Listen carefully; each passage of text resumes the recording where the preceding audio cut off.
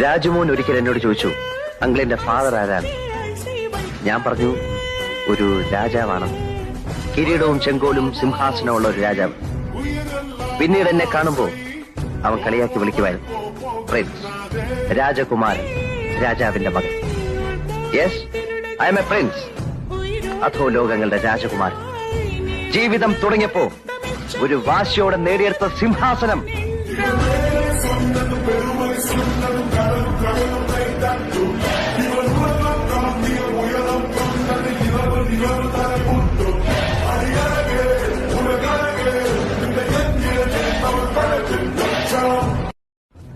രാജുമോൻ ഒരിക്കൽ എന്നോട് ചോദിച്ചു, അങ്കിളിന്റെ ഫാദർ ആരാണ്?